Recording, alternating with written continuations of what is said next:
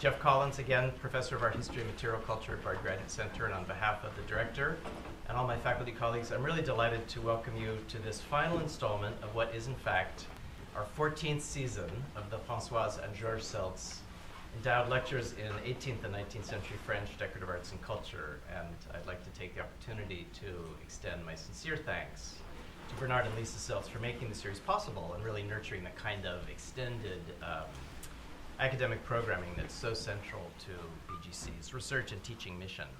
So if you'll permit me a slight digression tonight, I'd like to begin by introducing the topic by reminding you of the immortal words uttered around 1949 by Rufus Miles, then chief of Labor and Welfare Branch of the Federal Bureau of the Budget, who observed, quote, that where you stand depends on where you sit. It's actually become known as Miles's Law. Now, Miles seems to have meant this as a commentary on bureaucracy's somewhat blinding effect on human rationality. But if we extend and invert this wisdom for 18th century France, I think we can take it as a reminder that where one sat in court hierarchy literally determined where one stood, and especially relevant for tonight, what one stood on. Now, at the 17th and 18th century French court, as my students are learning this term, objects encoded and enforced social relations in particularly clear and rarefied forms, perhaps most particularly those royally commissioned objects meant to bring glory and meaning to the palaces of the most Christian king. So in that spirit, this evening's lecture directs our attention to what must surely be among the most luxurious, expensive, and aesthetically ambitious floor coverings created in human history, namely the spectacular carpets produced for Louis XIV at the Savonnerie. Textiles that in all their successive incarnations and installations have literally constituted stages of power, not just for Bourbon kings and their descendants, but for modern political rulers right down to the present day. Now, our guide for this material is Dr. Wolf Burchard, who is an architectural historian who specializes in 17th and 18th century royal patronage. He is currently the furniture research curator at the National Trust, and before that, from 2009 to 2014, he was curatorial assistant at the Royal Collections Trust, where he assisted in curating the first Georgians, Art and Monarchy, 1714 to 1760, an exhibition held at Buckingham Palace to commemorate the 300th anniversary of George I's succession to the British throne. Now, although you'd never know it from his impeccable English, Wolf is actually German and was, believe it or not, born and grew up in sight of Versailles, a place that has clearly haunted him ever since. Having begun his studies of art and architectural history at the universities of Tübingen and Vienna, he then moved to the University of London, where he earned both his PhD and MA in art history at the Courtauld Institute of Art. Besides publishing and lecturing on art and architectural patronage at the British, French, and German courts, I'll just mention his most recent contribution to the exhibition Enlightened Princesses at the Yale Center for British Art. Dr. Burchard finds time to be a trustee of the Georgian Group, a member of the Committee for the Society of Court Studies, and a member of the Events Committee and Editorial Panel of the Furniture History Society. Most recently, he is the author of The Sovereign Artist, Charles Le Brun, and the Image of Louis XIV, a splendid study of the versatile first painter to the king, and a wonderful resource for anyone interested in the place of the arts broadly conceived in early modern France. Please now join me in welcoming to the podium Dr. Wolf Burchard.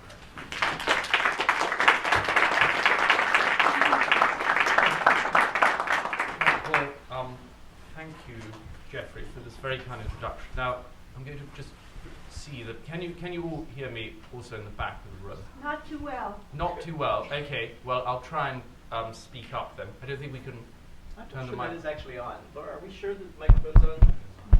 Sort of. That's what the titles are. Ready? Or do you have to? Well, probably I'll have to sort of talk into it like that. Okay. Well, I'll try and speak as loudly as I can. It really is a great privilege to be here tonight at the Bard Graduate Center and have been asked to give this Françoise and Georges Selz lecture. Really wonderful. And I'd like to thank Susan Weber and Jeffrey Collins for inviting me, and Laura Minsky for making all the necessary arrangements. Now, we have a huge amount of material to go through because what I'd like to do today is give you an overview of the history of the Savonnerie manufactory from its very beginnings to the present day. So we better get started. Now, I suppose you're all familiar with the idea of the car crash.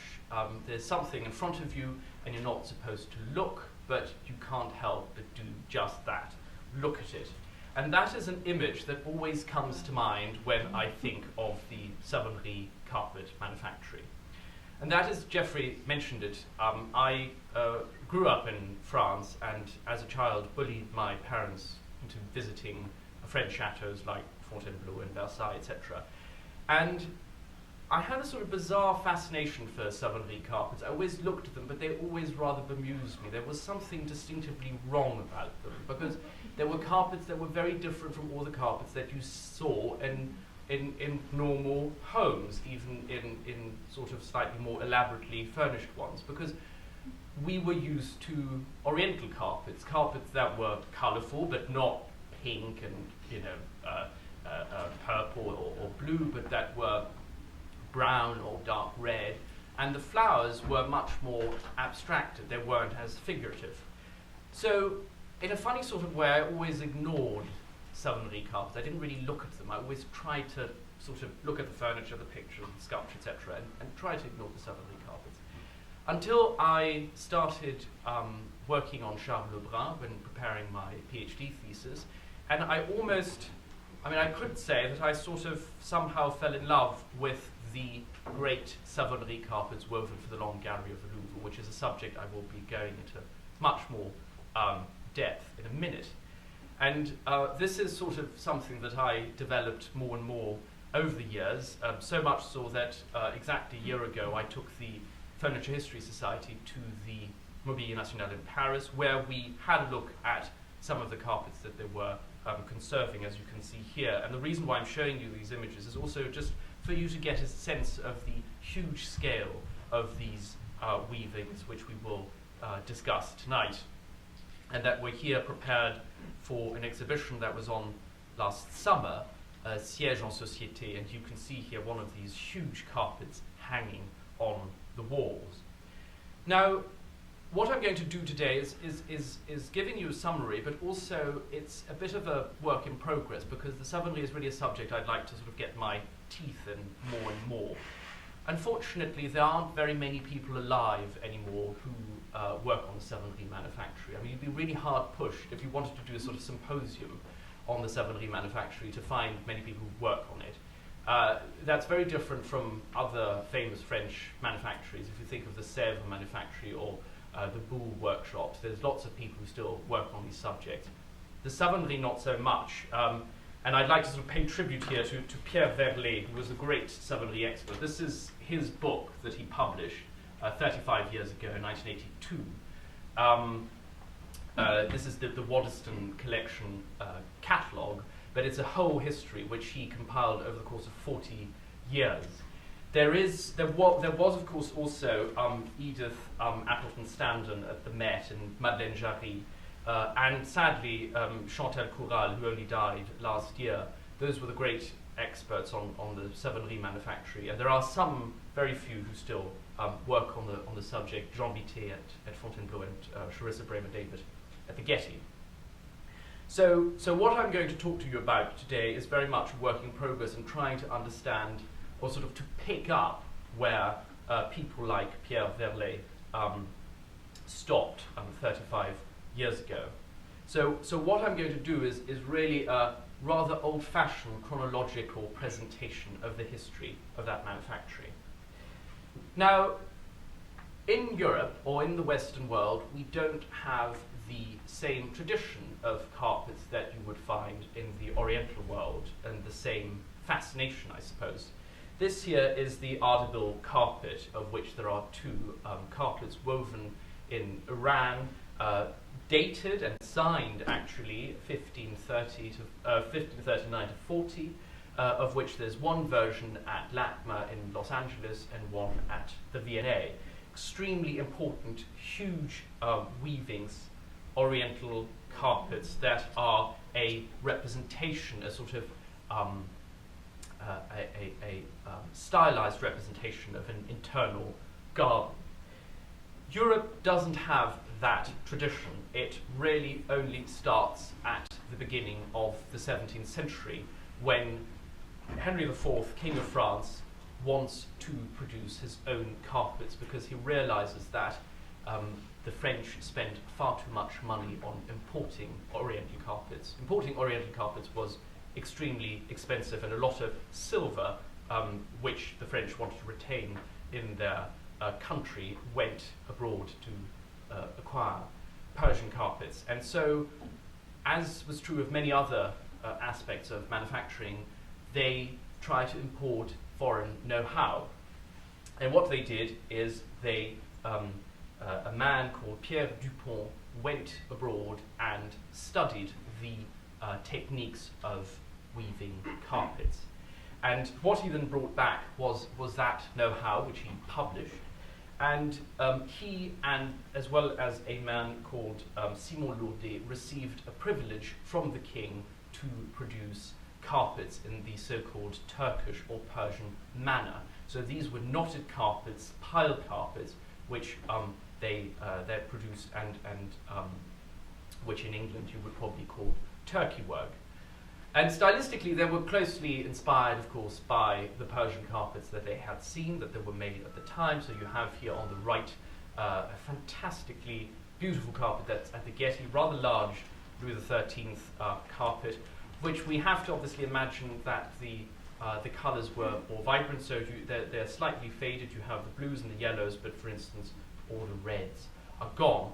And on the left, you have a very early panel, a depiction of Louis XIII and his wife, as well as Louis XIV as a child. So this is one of the very early portraits made by the Savonnerie manufactory. And that's quite interesting because at this very early stage, to find something that wasn't actually an abstract carpet, but a figurative representation, which otherwise you would have only done as a tapestry. So the Savonnerie manufactory was set up in a former soap manufactory. This is where the name Savonnerie, from savon, soap, comes from. And it's quite interesting because the building in which these soaps were produced, I think, was only used for about a decade to produce soaps, and yet it's given its name to a manufactory founded 400 years ago. So there were two places. There was the building, which you can see here in sort of the lower foreground. This is the building at Chaillot, so where obviously the Palais de Chaillot is today.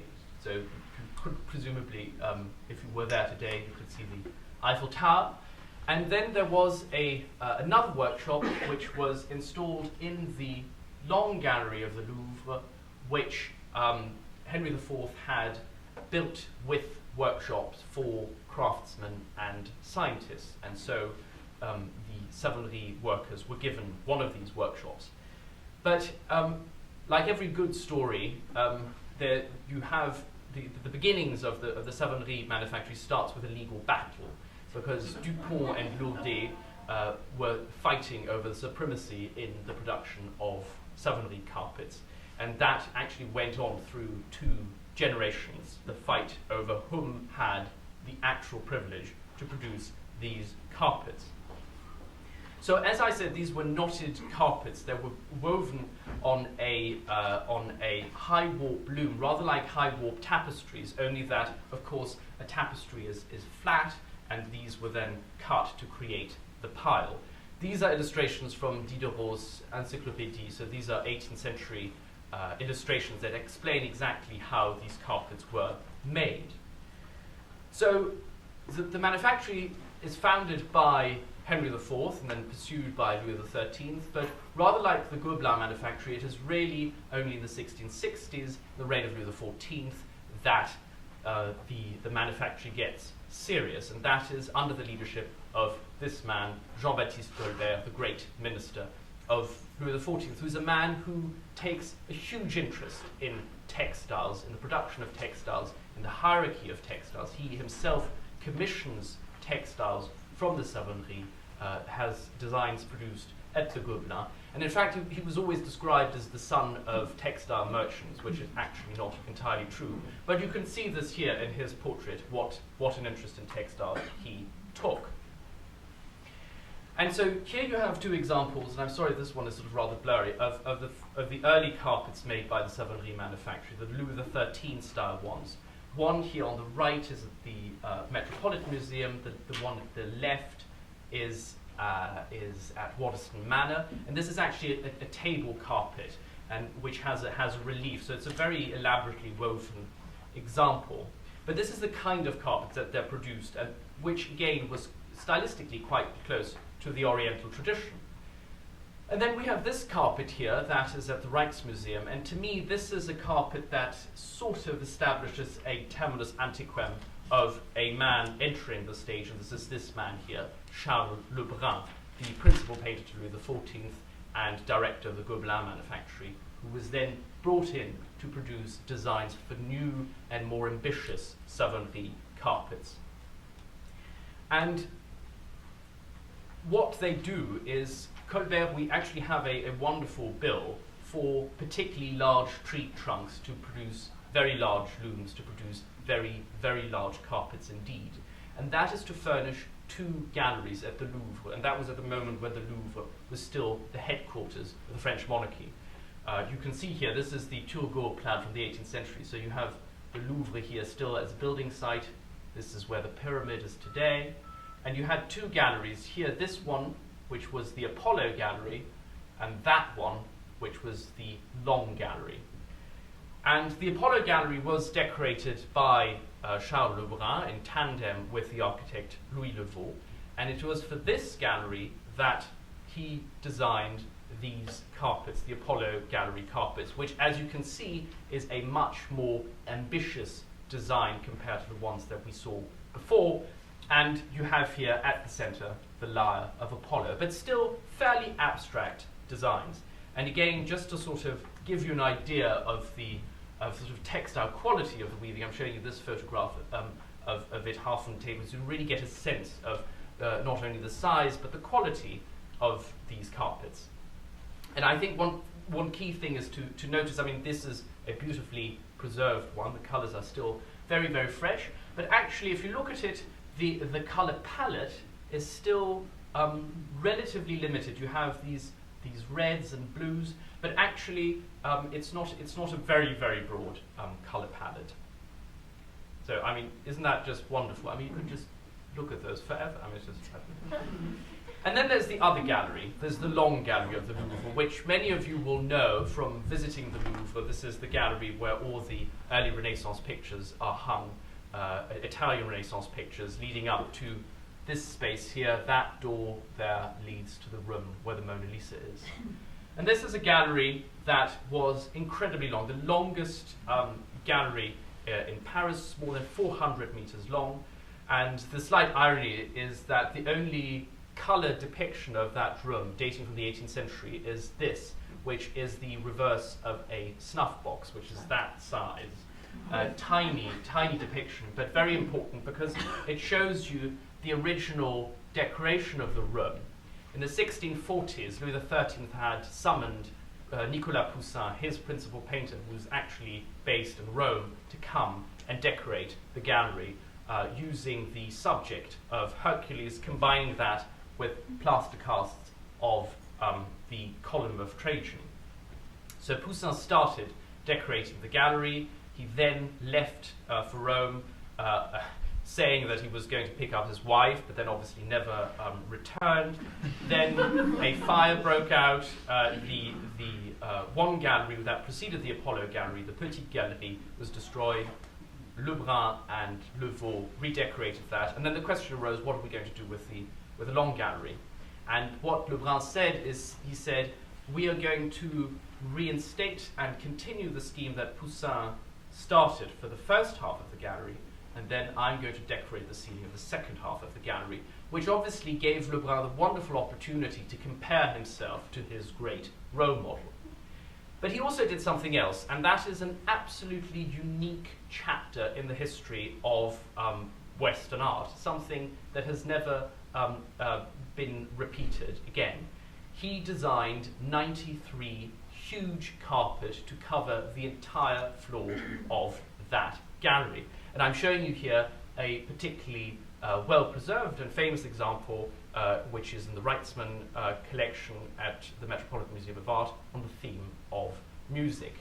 These carpets followed a particular pattern, very ambitious in design. I mean, they're huge carpets. These are 9 meters long, and then their width depended on where they were laid out in the galleries.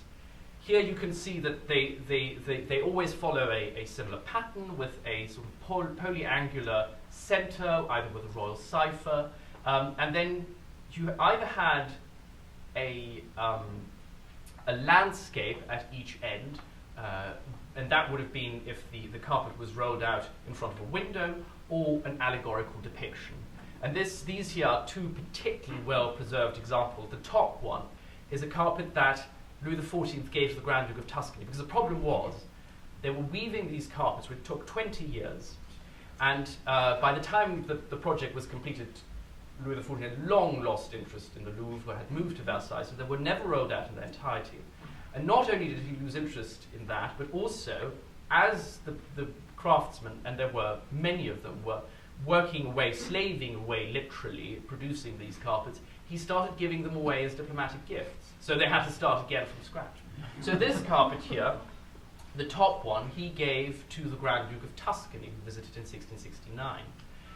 And it was only discovered about 25 years ago in the attics of the Pitti Palace, because although it was quite a precious gift, clearly the Grand Duke of Tuscany didn't take any interest in it, never rolled it out, but that means that the colours are absolutely beautifully preserved.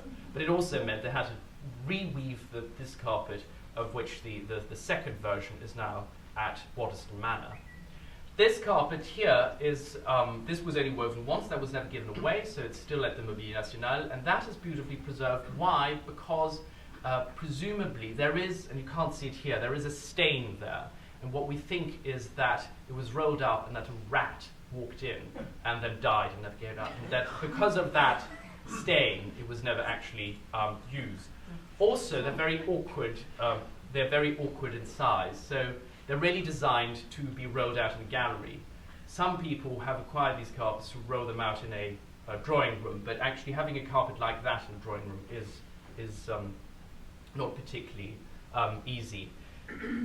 We do have 2 drawings by Lebrun that were actually produced by Lebrun himself. There's other studio drawings. He did a lot of copy and pasting. When Lebrun didn't use a design, he would always sort of archive it and then reuse it in a different context. These are the 2 drawings by his own hand that we can associate directly with two of the Savonnerie carpets. Again, this one here is in the collection of the Metropolitan Museum, and this one is a carpet that was used by the French government in the French embassy in Warsaw, and that was presumably lost in the Second World War, hence the black and white photograph.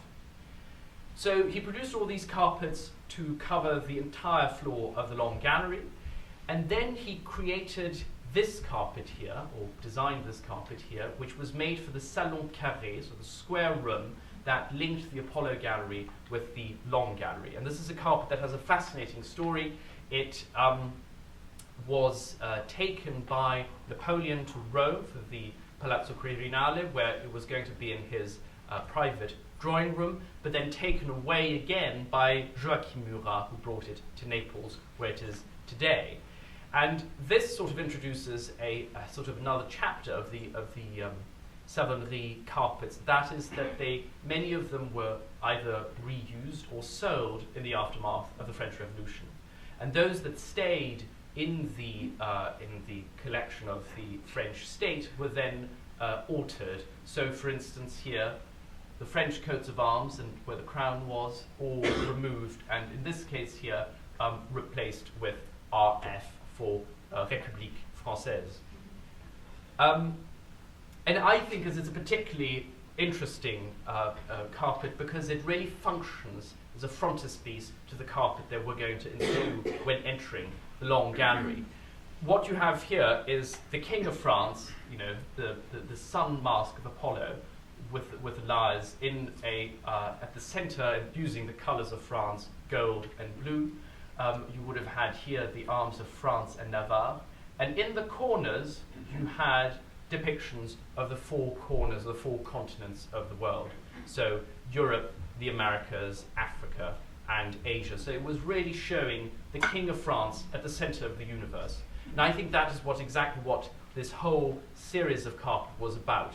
You didn't have a sort of very carefully crafted iconography that was sort of a sequence of subjects, but actually what he tried to do was just combine the entire iconography of the universe. So you had the elements, you had allegories, you had deities, etc. And you find that here in that gallery, where really he's trying to sort of create an image of completely uniting the universe in one space, the palace of the King of France. And it's quite ironic that, because today, when you think about them, the carpets would have been laid out in a particular sequence, and they are listed like that in the French royal inventories.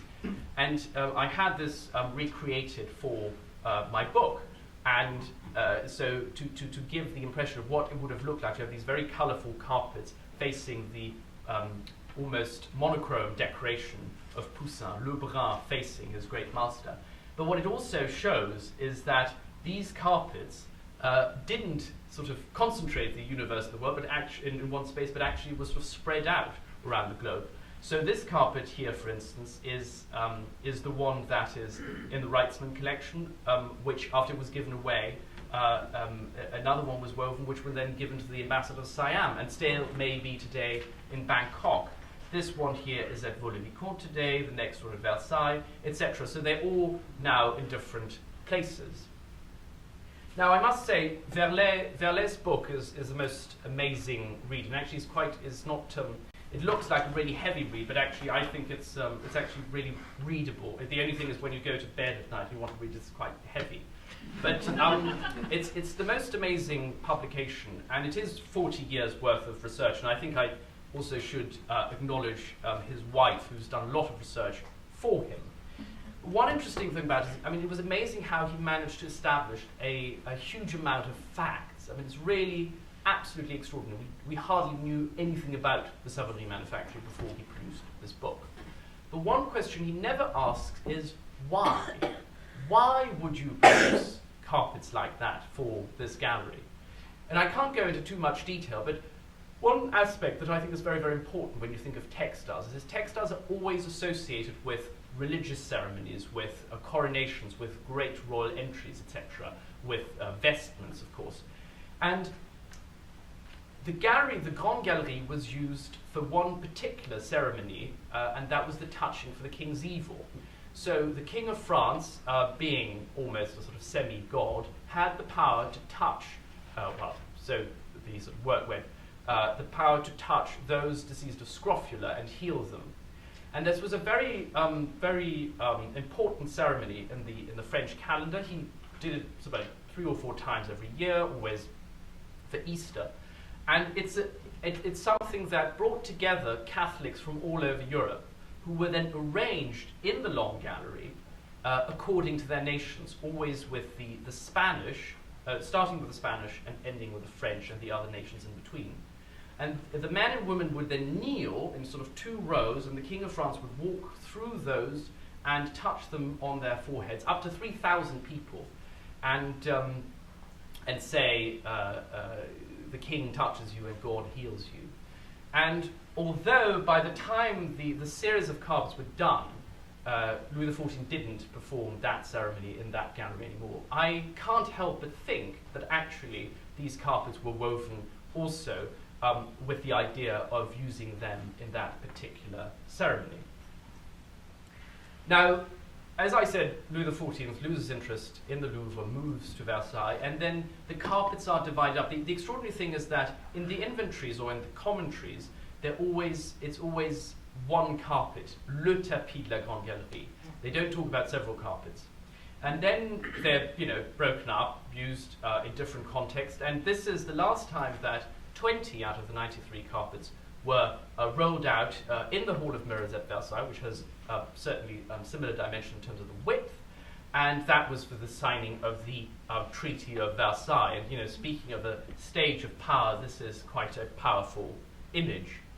So the carpets are then in the great wardrobe, rather like the tapestry collections, and are used for different occasions. And here, for instance, you see it. This is for the visit of the ambassadors of Persia, the last great ambassadorial visit to the then very old Louis XIV. And you can see here that they have the Savonnerie carpet rolled out in front of the throne. And here's another depiction. This is not Louis XIV, but Louis XV, with his grand throne chair, of which the Swedes made 2 copies for their coronations, and rather intriguingly also with a Swedish copy of a Savonnerie carpet. So Savonnerie carpets became something incredibly valuable and powerful diplomatic gift, and many Savonnerie carpets were given away as diplomatic gifts to both European as well as other ambassadors. After the reign of Louis XIV, Louis XV and XVI continued to produce Savonnerie carpets, and very ambitious ones for their palaces. Sort of quite a variety of designs, but you can see that there is clearly a development taking place. The ones made for Louis XIV are the only ones that are really sort of figurative, using allegories, etc. These are going to be, again, much more abstract, and the black background is then replaced by a brown background. By the way, it's so interesting that actually none of the institutions that today still have Savonnerie carpets have conducted any dye analysis. So, for instance, we don't know what dye was used for the black background. And it's rather intriguing because, having now looked at quite a few of those examples, the other colours have faded. You have some Savonnerie carpets where really all the colours, all the beautiful red and blue scrolls have faded away, but the black background always remains, which is rather fascinating. So you have these really rather ambitious carpets. The man who designed them in the 18th century was a man called José Pierre Perrault. No, what am I saying? He's called Perrault. What's his first name? Sorry. I'm just going to, don't want to say anything that's wrong. Pierre José, sorry, I got his name the wrong way around. Pierre José Perrault, who designed carpets for the Savonnerie manufacture from the 20s through to the 1750s, and then his cartoons were used again and again. And one particularly successful example is this rather small Savonnerie carpet, of which many were made, given away as diplomatic gifts. And here you can see, for instance, 2 examples at Waddesdon Manor. And then there's this sort of slightly bigger one in the Royal Collection, and here in the King's Bedchamber at Windsor Castle. And this is, for instance, a carpet, the one that I showed you earlier. And this is very, very important, why you need to see the carpets in the room to get an idea of the scale. This is one of his carpets that was reacquired by Versailles about a decade ago. And here, I mean, it's just so amazing to see these vibrant colours, and to think about how this is here in one of the bedchambers of the daughters of Louis XV at Versailles, to think of how really rather distracting the colours are. I mean, this is really all about the carpet. I mean, you have the most wonderful bed here and wall hangings and, fantastic Nattier pictures, but actually all you can look at here is the carpet. I think about working for the National Trust and thinking about the many historic carpets we have in our collections. Displaying carpets today is really rather difficult because you have the problem that obviously in a large museum you can maybe hang them on the wall or do something like this here. This was when the Mobilier National was doing an exhibition at Versailles, and then they showed some of the things that otherwise never see the light of day. They built this great ramp, which sort of makes you think of skateboarding, which I think is absolutely a fantastic idea because it still suggests here in the sort of lower part what the carpet would look like when on the floor, but actually it gives you the opportunity to really appreciate the great quality of this carpet. This is a carpet that was woven for Marie-Joseph de Saxe, the Dauphine de France, mother of Louis XV, for her bedchamber. So you can see that even after Louis XIV, the ambitions were really extraordinary. I mean, this is a huge carpet. But again, as it were, mutilated in the after the French Revolution, because here you see the insertion of République Française, where the Royal Arms would have been. And what you can see here also is what has happened since. This bit here has been put in because originally you have this recess for the fireplace, and then these carpets are now always still used in presidential palaces, the palaces of the French Republic, and so this addition was made to make it a perfectly square carpet. But it's really the most extraordinary weaving. And look at this white background. I mean, this is absolutely amazing. And then in the 18th century, we also get a much greater variety of different weavings. I mean, these, for instance, are steps for alcoves of the different chapels of the royal princesses. And then you have fire screens. I mean, portraits after Rembrandt, or here these still lives. You have upholstered furniture, such as this suite on the Fable de la Fontaine at Cleveland, although these are sort of slightly earlier, they're before 1717. And these wonderful chairs at the Musée Nissim de Camordeau, and then of course this portrait of Emperor Joseph II, 1777, at the Metropolitan Museum of Art. I don't know that we know much about this portrait, and I presume it is something that was inspired by Joseph II's visit to Paris in 1774. And speaking of stages of power, this is, for instance, one of the Perrault carpets that was given to the King of Sweden, and actually still today is used by the Swedish royal family for very special occasions. Here, for instance, in preparation of a royal christening, and you can see here the royal family gathered around this relatively small but highly appreciated carpet that doesn't even have a religious connotation. I mean, this is really just a carpet that they then decided to use in their chapel. And speaking of chapel, when you sort of make a jump from the 18th into the 19th century, I want to show you this most extraordinary carpet, which is the largest carpet that the Savonnerie manufactory ever produced, and that was for the choir of Notre Dame in Paris.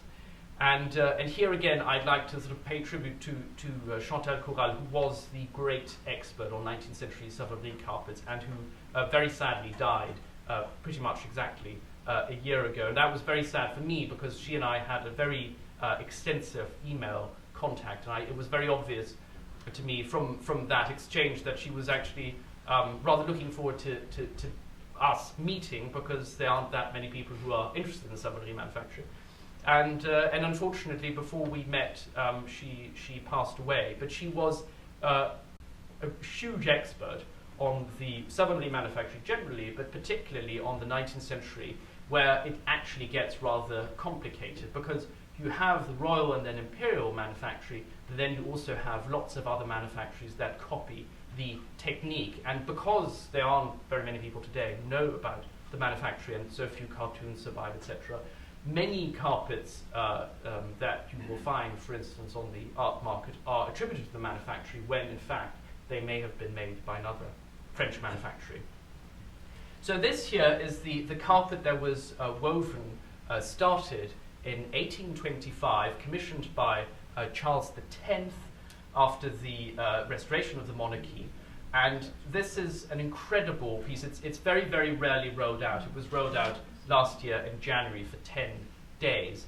It's the only religious carpets. There were carpets woven for the Chapel Royal at Versailles, but they don't have any proper religious element. This is the only carpet that really has direct references to the church. And it's also interesting because it's a carpet that actually is supposed to be read like a tapestry. So, it's not a carpet that's actually designed, I mean, it is designed to be on the floor, but you can see what I mean here. And what is so amazing, I don't know whether it translates if you look at it on the screen like that, it's just that we're now in the 19th century, the color palette is much, much, much broader. So the three-dimensionality of the design is pushed to an incredible degree. I mean, if you look here at these scrolls, this is obviously also the only carpet that follows a Gothic rather than a Baroque or Rococo design, and is just, I think, I mean, it's just so awe-inspiring looking at this. I mean, this is just something that, just incredible. Sorry, I'm sort of lost for words, just so amazing. And so the carpet was started in 1825. Then with the July Revolution of 1830, the design was altered. So we have we've got the cartoon here, and you had the French royal arms here with fleur de lis, but with the arrivals of the Orléans, this was then replaced here by this sort of sun mask by Louis-Philippe, who presented the carpet to Notre Dame upon the christening of his son, the Comte de Paris. And you can see here, this is a photograph from the early 1900s where you sort of get a sense where there's an ordination of priests, and you get a sense of the spectacle of this carpet being properly rolled out. We have lots of cartoons and designs for the early 19th century for carpets, much more so than for the earlier period. So Napoleon and the Empire regime, but also the restoration of the monarchy, they continue to take an interest in the manufactory and to use them as part of the furnishing of the imperial and royal palaces. As I said, it's sort of slightly difficult when you look at historic houses and the usage of carpets there, because when you open to the public, what do you do with carpets? And there are many debates, well actually, there aren't many debates, but many debates should take place about what one can do. There are all the ideas. You can have eye mats, reproductions on plastic, you can have druggets, etc. When you have a room like this is Kingston Lacy, which is one of the National Trust properties, a room that's densely hung with fantastic pictures by Rubens and Van Dyck and their contemporaries. And obviously the visitors want to be able to see those pictures, but they can't if they're not allowed to walk on the carpet. So this carpet here, for instance, has been removed, but it's actually one of the most important carpets, or most important European carpets, in the collection of the National Trust. It's a carpet that actually is recorded in this engraving, which is very rare, which is the Great Drawing Room at Fonthill, and was part of the 1823 sale, where it was sold not as a Savonnerie, but as an Aubusson carpet, and then said to have been made for the Château de Saint-Cloud in 1814. This is really actually where my dialogue with Chantal Coural started, because I asked her whether she thought that actually could have been made for Saint-Cloud, and she thought it wasn't made for Saint-Cloud. There's no bill that survives for a carpet of that design. It isn't an Aubusson carpet, because Aubusson carpets are woven like Gobelin tapestries. And it's probably a carpet that isn't dissimilar from this one here, that was made by one of the many other manufactories that existed across France that were emulating the Savonnerie technique. So the story is much more complicated than one might think. Then at the end of the 19th century sort of starts another rather fascinating, rather glamorous chapter, and that is the Savonnerie and America, the United States. As I said, after the Revolution, many of the Savonnerie carpets were sold, were altered, and often also cut into smaller pieces, because as you saw, they're not very practical in terms of their size. But these fragments were highly sought after and still are. And in fact, you still today find fragments that appear on the art market, sometimes not neatly cut, but really sort of ripped off, as it were, but are still sold for considerable amounts of money. And I always say I probably should get a life, because what I do, I always try and keep track of what appears and keep a catalogue of all these fragments, trying to piece together where this fragment, where that scroll may have come from. This here is a photograph of one of Trump Bauer's houses built in Philadelphia. We can see one of the carpet that actually reappeared in the 1990s, and you can see here again now in the bedchamber at the Royal Chateau of the French decorator Jacques Garcia. So you can see also, this is just the end panel, and it's still quite a carpet of a substantial size. So the largest collection of Savonnerie carpets is still in France with the Mobilier National. Then you have some English collections, and then you have a couple of really rather important pieces in the United States. This one here is the one from the Rice collection, which is at the Museum of Fine Arts in Philadelphia. This here is a carpet that was acquired by the Getty in the early 2000s and was luckily catalogued and published in great detail by Charissa Bremer-David. But then the Getty actually wasn't built to the dimension that were originally imagined, and so the carpet didn't fit into the galleries and was therefore de-accessioned again. But I gather it's still in the United States. This is, of course, the carpet I started with, the one in Reitzman collection at the Metropolitan Museum. And this is another version of the same carpet. I said this carpet here was given to or one version was given to the ambassador of Siam. Then you've got this one here, and this is the third weaving, which, as you can see, has been slightly altered. And that is now at the Huntington. And the wonderful thing is, as I said, you have these fragments, but sometimes you even come across other large carpets. And this here, for instance, is Flore's Castle, where the Duke and Duchess of Roxburgh lived, the early 20th century Duchess being an American heiress. And she presumably bought in Paris this carpet here, which, to my great surprise, Verlet didn't mention in his book, although he did go to Flore's Castle to catalogue the Boule furniture. But I gather that at the time that Verlet visited, it was in a private dining room, which he probably didn't enter. The wonderful thing is, because the patterns vary, on the basis of the cockerel, I was able to identify which carpet of the series it was, and I think it's the 84. You can see what I mean when I say I probably should get a life. And then, if we go further down in the 20th century, this here is Hillwood House in Washington, the drawing room of Marjorie Merriweather Post, and this is where yet another Savonnerie carpet is rolled out, and I've taken this photograph here, and that's quite interesting because I had a look at this carpet, and I'm going to actually look at it again at the end of this week. And there's something, I'm going to sort of choose my word carefully, but I think this is not an entirely convincing Savonnerie carpet, and it's very interesting because there is paperwork for that carpet, which was sold to Marjorie Merriweather Post by French & Co. as a Savonnerie carpet, as a Savonnerie copy made at the end of the 19th century. Now, I'm going to look at it again, but I mean, if you look at this, to me, it's quite obvious that actually this carpet was probably made in the United States, probably in the 1940s or 50s, but by someone who knows, who knew the Savonnerie carpets quite well, because you can see here that this figure does derive from one of the carpets, the one that was lost in Warsaw.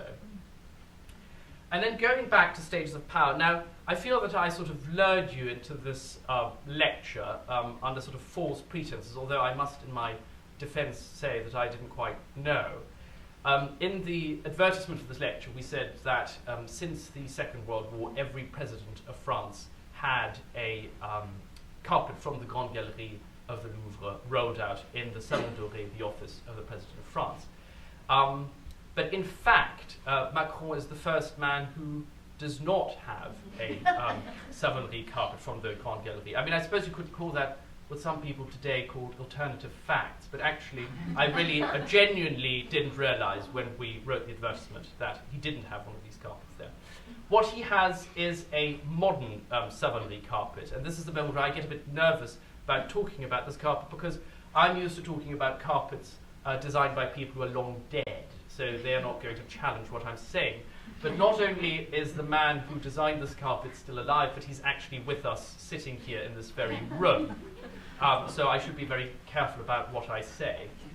So this carpet here is called les javelles, so it comes from the term javel for bleachers. And Julien Gardère, who designed this carpet, works a lot with the repetition of patterns and cutouts.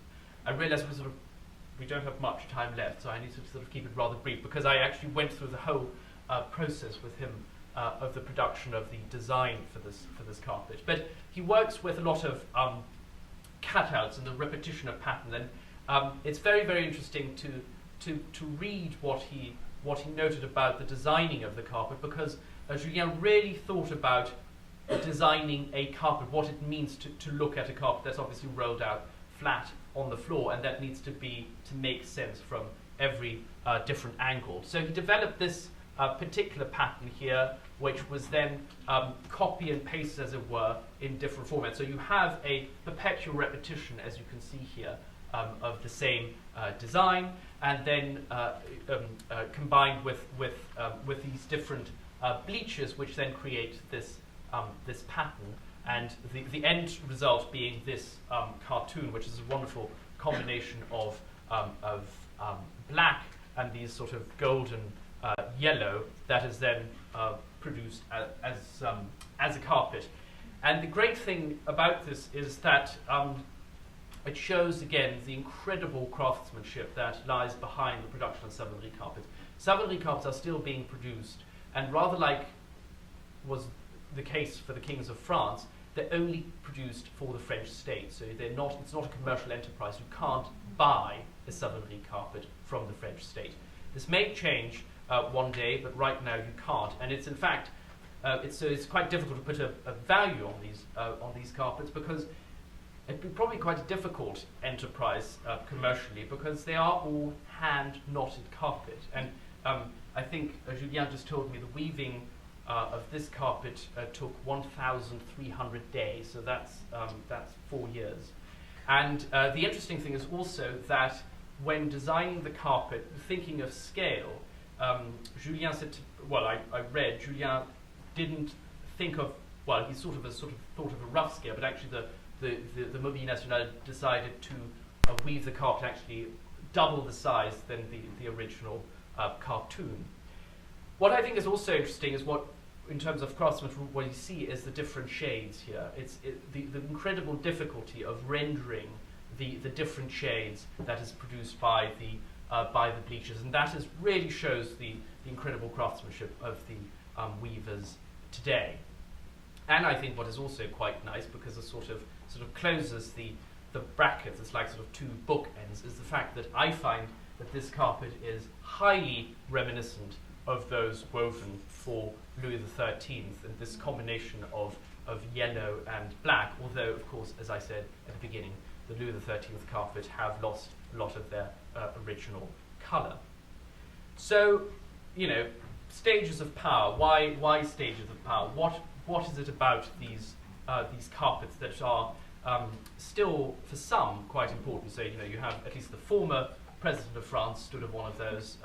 The carpet that I showed you earlier, used by the Swedish royal family, and indeed the Queen has in her audience chamber, in which she every week meets the Prime Minister, a carpet that is inspired by the carpets by Perrault. The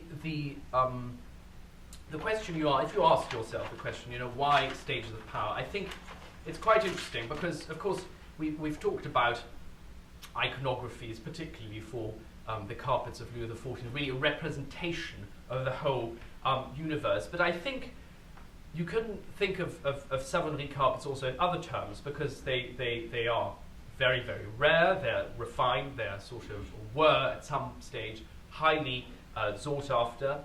One could maybe also argue that they're rather little understood, but they have this very close association with power and monarchy, even if I'm showing you here the President of France.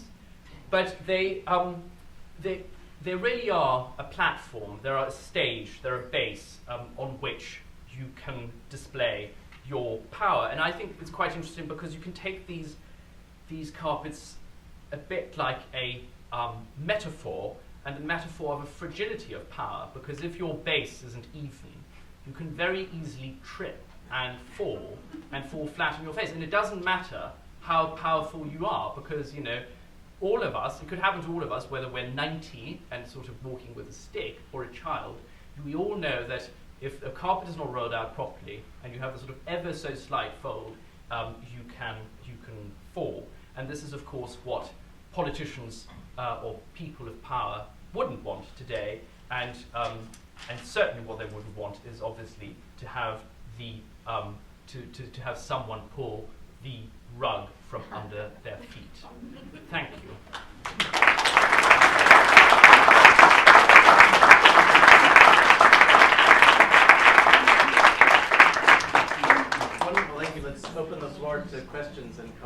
or Dr. Burchard. You choose who you would. Oh, I see. Yeah.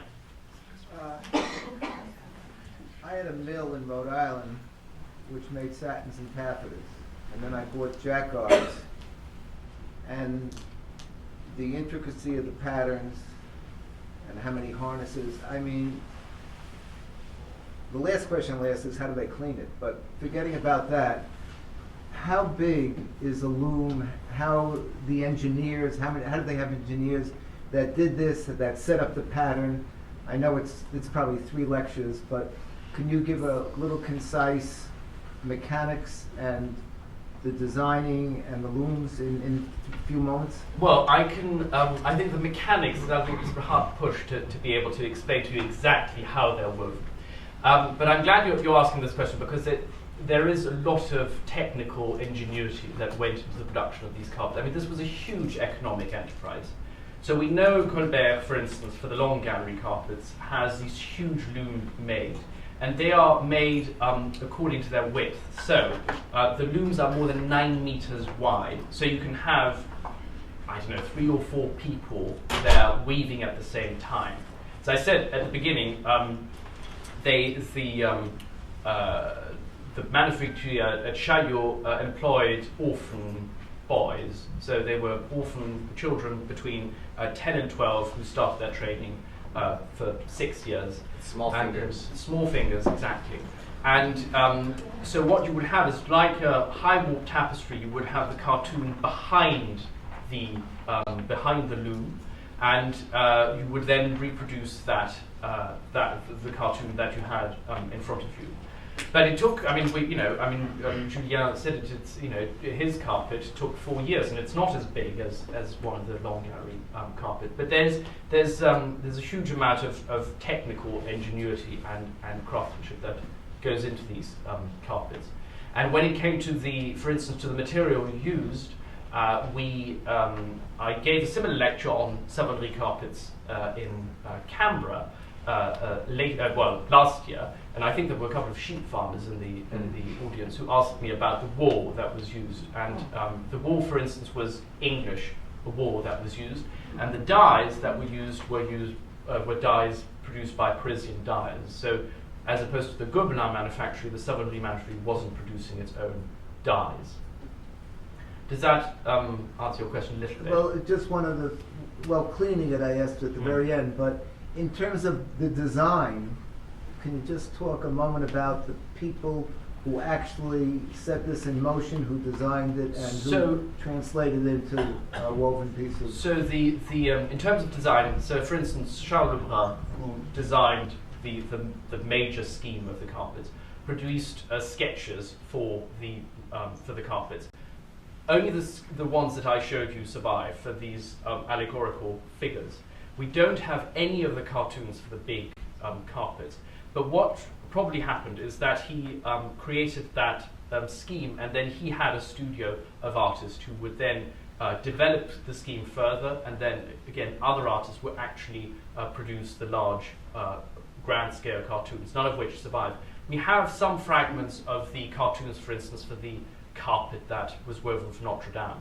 So we know we have these different stages. So you go from a small sketch on a small piece of paper to the that is then translated by other artists in color on a large scale, and then is translated from the cartoon into the woven medium by the weavers. When it comes to cleaning, it's quite tricky because different institutions have different techniques that are more obtrusive than others. How they cleaned them in the 17th or 18th century, I can't answer that question, but it's actually quite a good question, so I'll try and look into that. I don't know whether they threw them into the snow maybe in the winter, which some people did with carpets. I don't know.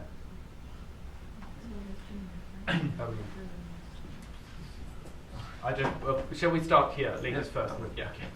Sorry. Thank you. I am just really curious about, I've been reading etiquette manuals from the 18th century about how one shouldn't bow one's head ever, and looking down should be a very kind of momentary sort of thing, and these really are, as you described, distracting. Is there anything in the literature that suggests that people had faux pas, not just in terms of falling on their faces, but in terms of glancing for too long a time in a room that wasn't designated for the looking at, art in a salon, for example, where you're supposed to politely glance and then, kind of move your gaze? That's a very good question. As far as I know, no. I mean, the really difficult thing when studying these carpets is that actually people don't comment on carpets ever. Talking about, the long gallery carpet, I've really looked at it in great detail. Let me see. So, one of these carpets, they never comment on them.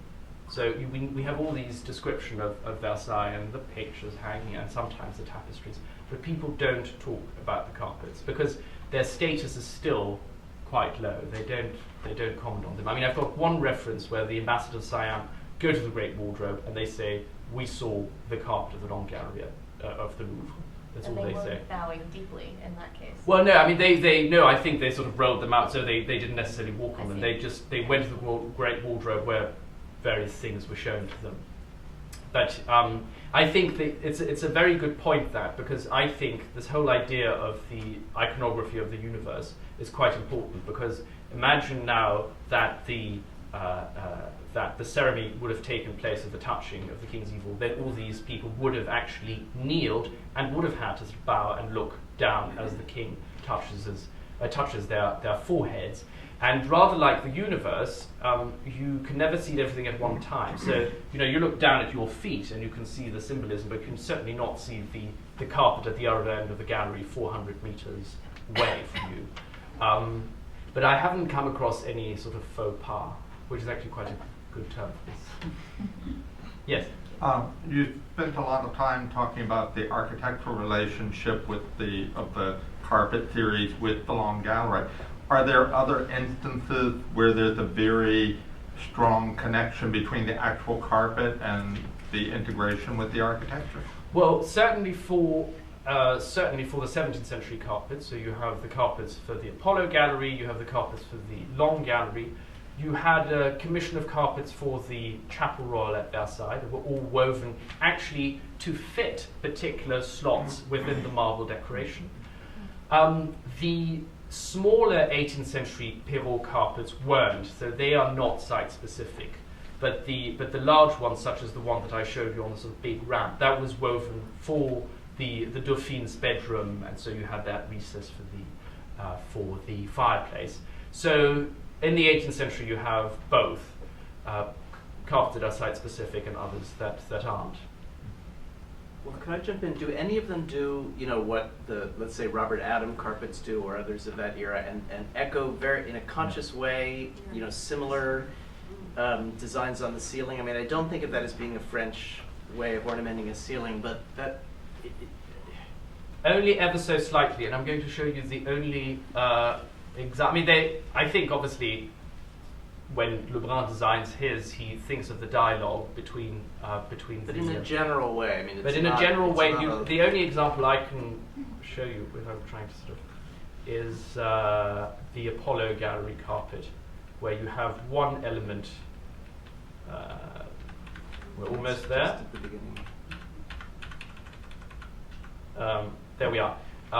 This element here, so this pattern there, the central element is actually something that you can find in the ceiling. I mean, now with the lights so off, that's but interesting. this element here, but that's actually the only time where in one of the I've just been, thank you so much for directing our attention to this in a trans-historical way. I mean, to me, the ones that are the most perverse, I have to say, it's not the color, which gets strange in the 19th century, but it's Lebrun's idea of taking a landscape painting with the horizon and clouds and putting it on the floor. And that seems to me a very, he doesn't do it in every carpet.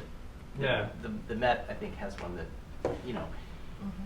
I mean, that's really strange. And the only way it seems to me to account for that is the similar dialogue, of which there was a lot of ink spilled, about how do you treat a ceiling, and is it appropriate to have on a ceiling something that can't physically exist above your head? And I would have thought that there might have been similar discussion about that, but you're also telling us no one commented or wrote about aesthetic theory of carpets. So we don't know about that, but as you know, But it's very there's odd. a huge complexity of which really is developed at that moment in terms of French ceiling decoration, where you Yeah, have it's the very volume. discussed at that point. And I think one thing, there's one element that we don't know enough about, simply because the gallery isn't finished. The Long Gallery is a gallery that was built by Louis XIV's grandfather at the beginning of the 17th century. And Poussin's scheme is just one of several schemes that were begun.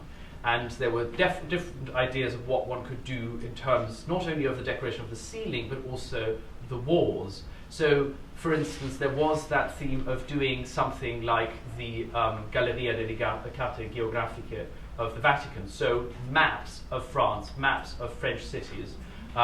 Then there was this idea to have depictions of French cities. And I think that the landscapes slightly come from out of that tradition, is that those are supposed to presumably be French landscapes. What I have introduced here in this is actually something that I found in the preparation of the book, is actually a reference to what they may have done for the wars, and that would have been not maps or depictions of cities, but actually depictions of the battles of Louis XIV, which I think is quite similar. You can't see it really here, to those that you had in the We talked about. yes, the ambassador staircase at Versailles, which would have had the same framework as the carpet. So I think that the trouble is that there would have been a dialogue between the walls, the floor, and the ceiling, but we sort of, there's literally a missing link there. And you also point out the really complex play of imitation among materials that, you know, you're so shocked to realize that a pile carpet could do that, or that a painted wall could imitate a tapestry in that way. I think that's part of this, is that Yes, yes. Oh gosh. Shall we start in the back? There's two questions there. Would you like to? I'm sorry if I missed this, but were all of the 93 carpets from the long room moved to Versailles? And then also, at that time in inventories, did you also come across examples of fire screens and chairs and maybe, I don't know, settees, Savonnerie that also of the same, of like the early Savonnerie manufacturing time? So the carpets weren't all brought to Versailles. There was, in Paris itself, the Great Wardrobe. So this is like a huge furniture store where all the tapestries were kept, lots of the carpets were kept, and only when needed brought to Versailles. So not all of the carpets were ever brought to Versailles. I haven't come across upholstered furniture at that early stage. It's really something that starts in the beginning of the 18th century. Yes? I'm wondering, thank you for this really wonderful history and overview. But I'm wondering, is there a relationship between the vellons that Henry IV created of the botanical imagery, or any relationship between the Jardin de Plantes to make such incredible floral imagery? Well, there is that. I mean, that's a whole other chapter, as it were, is the whole story of the interior garden, because you have this sort of interesting sort of cross dialogue between the French formal garden that develops at the same time and these carpets. And what you would have had originally, when looking out of the window, there were these plans for a great garden, which is, you know, now the Tuileries garden, which would have been a very elaborate garden, which you would have seen looking out of these windows. So you would have had that sort of dialogue between the actual exterior and the garden. terms are the same, right? A Yes. pantel de broderie or a Exactly. tapis vert. I mean, like, they use The same, exactly. The language is exactly the same. So you have so you have this really, really fascinating dialogue. So yes, absolutely, I think that Lebrun was very much aware of that when designing the carpets, and was in fact in sort of a very intense dialogue with the Royal Architect de Louvre. More so Yes. than the Jardin de Plantes. Sorry. More so than the Jardin de Plantes. More so than the Jardin de Plantes. I mean, this is the sort of the obvious direct link, because it's the garden that's just outside when looking out. Whether the Jardin des Plantes had a direct impact, that I can't tell you. But I mean, you have. I'm sorry, the Jardin du Roi at that time. Sorry. Yes, no, but you have you do have, again, you know, thinking about combinations of different materials. You have here both these sort of completely stylized flowers, but actually also real flowers taken from nature. Yeah. And it is very likely that that sort of proper botanical studies went into the flowers that were reproduced in the carpets. Thank you. Yes. So a question about when they brought all these, well, not all of them, but like 20 or so carpets for the Treaty of Versailles. What went into bringing them there? Like, were they all in France? Because we talked about how a lot of them were dispersed. So I'm curious about that. So after the Revolution, some of the carpets were sold, which are the ones that you can now find in the United States and Great Britain. But a lot still remained with the state. And so the Mobilier National, which is the sort of administration of the presidential palace's furniture, is really the heir of the former royal and former imperial collections. So they have the majority of the carpets that survive, and it's about, I think, they've got 53, although that also includes some fragments. So when they organized the signing of the Treaty of Versailles, I think they thought it might be quite a nice idea to roll out those 20 carpets.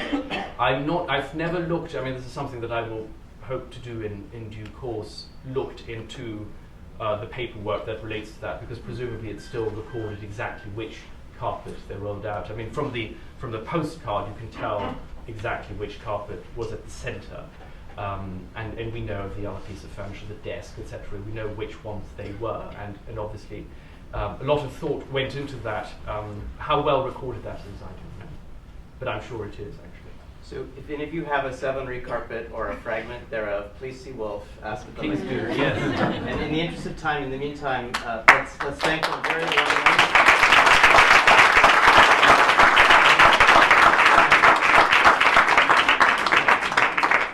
Metaphorically, we're going to roll out the red carpet and invite you to reception. Thank you. That was so much. That was amazing.